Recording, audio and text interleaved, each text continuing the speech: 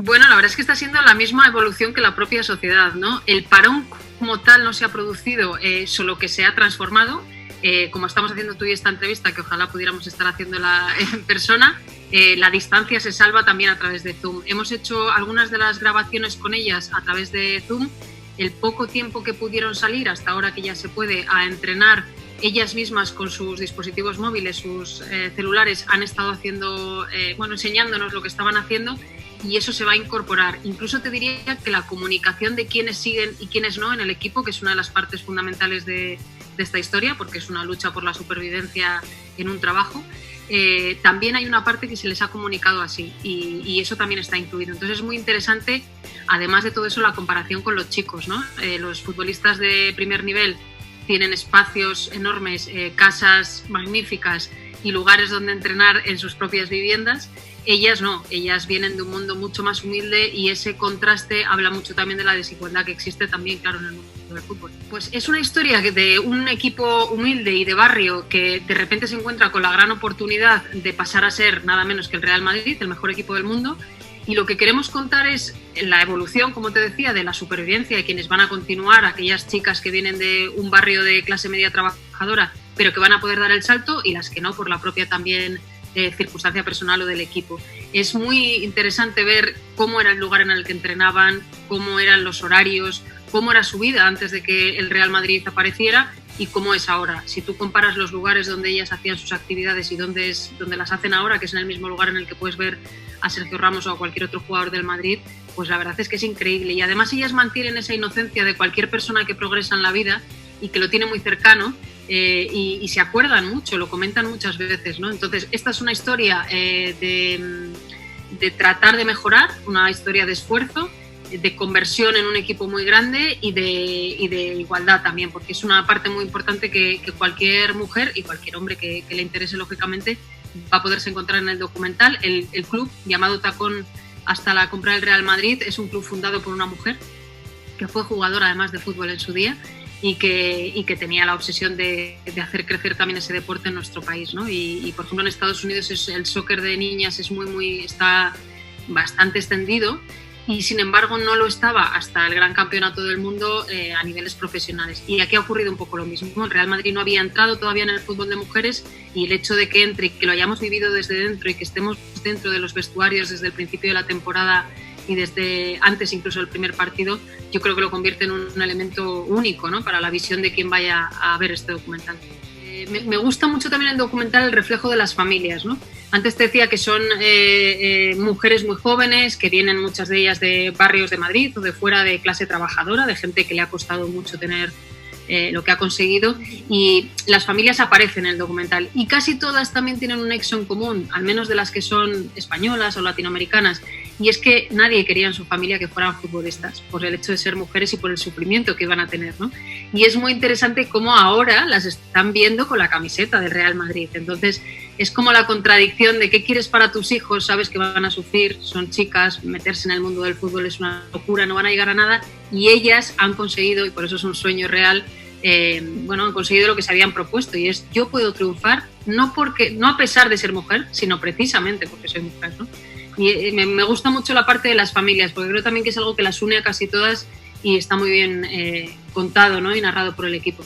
Es una transformación tecnológica, te decía, porque una parte del rodaje se ha seguido haciendo, pero se ha tenido que hacer por motivos de seguridad, aunque ya hemos retomado con ellas en persona las entrevistas. Pero es verdad que está siendo muy novedoso para todo el mundo, ¿no? Y ellas mismas lo reflejan. Es curioso, divertido ver cómo para ellas se paró, como es una expresión que tú has utilizado muy interesante, se paró la vida. Ellas estaban a punto de dar el salto, quienes lo iban a dar y quienes no lo iban a dar, de saberlo. Realmente, visto con perspectiva, lo que ha retrasado el calendario de todo eso, porque eso iba a ocurrir. Iba a ocurrir ahora y ahora va a ocurrir un poco después, y que han estado confinadas, ¿no? Pero yo creo que es un reflejo bastante fiel todo el documental de cómo es la vida real de las personas, ¿no? Probablemente si viéramos un documental de un gran deportista, el caso de Michael Jordan que todos vemos estos días, todos amamos a Michael Jordan y es muy fácil reconocer su historia, pero es difícil reconocerse en su historia si eres un ser humano normal.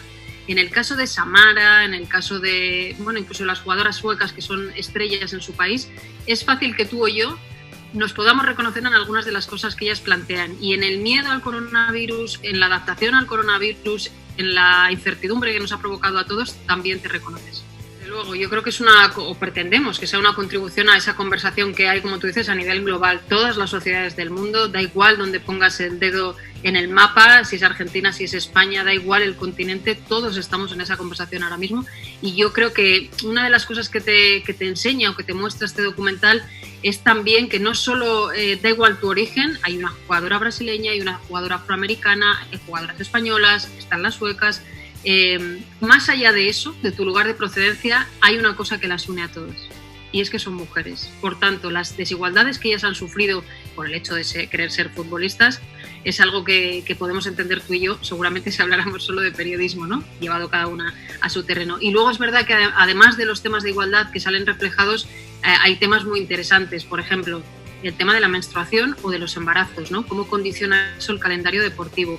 O cómo ellas, a diferencia de los deportistas profesionales, donde muy pocas veces les escuchas hablar de ansiedad, depresión, presión, ellas abiertamente lo cuentan, abiertamente las vais a ver llorar por frustración y por tensión, y a mí me parece no solo tierno, porque son pequeñas, son muy jóvenes, sino que me parece muy valiente, ¿no? Mostrarte así cuando eres una deportista de primer nivel y de primera competición, que se supone que siempre tienes que ser fuerte como se nos exige, y no es verdad. Yo creo que la gente que es sensible y que se muestra también es muy valiente, ¿no? Y eso lo vamos a ver, y sería muy difícil, creo, verlo en una competición masculina, seguramente. Una de ellas es entrar en el club. Hemos vivido una situación como de transición, ¿no? Un club muy pequeño, te decía, que al principio también, claro, las cámaras todo el día con las jugadoras no era algo a lo que estuvieran acostumbradas, te digo, dentro del vestuario, en los viajes cuando hacían a jugar contra el Fútbol Club Barcelona o contra cualquier equipo. Y luego cuando entramos ya en la parte del nuevo club, que es el Real Madrid, pues también, ¿no? La dificultad de poder entrar en esas instalaciones, y que tenemos un acuerdo de exclusividad que nos ha permitido estar, y somos los únicos que estamos dentro de todo ese proceso, ¿no? Entonces, eso nos parecía que podía ser lo más difícil. Finalmente hemos podido estar, y gracias a poder estar, bueno, hay varias cámaras metidas en un vestuario en mitad de un partido horrible para ellas, que te hace ver que aunque el fútbol no sea lo que a ti más te guste del mundo, que desconozco si es tu caso, pero que ese documental te puede interesar porque realmente te habla de sufrimiento y de frustración, y a veces de que el esfuerzo también tiene recompensa, ¿no? Entonces las ves llorar y quejarse, ¿no? En el intermedio del partido, y quizá a la vuelta de ese intermedio las ves ganar. Bueno, tú apuntabas una cosa que yo creo que es muy interesante. Para nosotros el Real Madrid, en España lógicamente, pero sabemos que es una marca muy global, pero creemos que la conjunción de eso, que es importante, sumado a lo que estábamos comentando ahora, ¿no? De contribuir a una conversación global que tiene que ver con la igualdad y con la lucha de los derechos, que estamos viendo que sucede no solo con el género, sino también con las razas todavía a día de hoy, nos va a poder abrir mucho más la ventana, ¿no? No estamos hablando solo de España, no estamos hablando solo de Europa. El fútbol es muy transversal, pero creemos que lo que es muy transversal son los temas que se están tocando, porque afortunadamente mujeres hay en todas partes, y mujeres con estos retos también. Así que sé que en Latinoamérica, cuando se pueda emitir en una plataforma, va a ser seguramente muy interesante, porque son sociedades muy futboleras, pero sobre todo porque son sociedades que están viviendo esos otros retos, ¿no?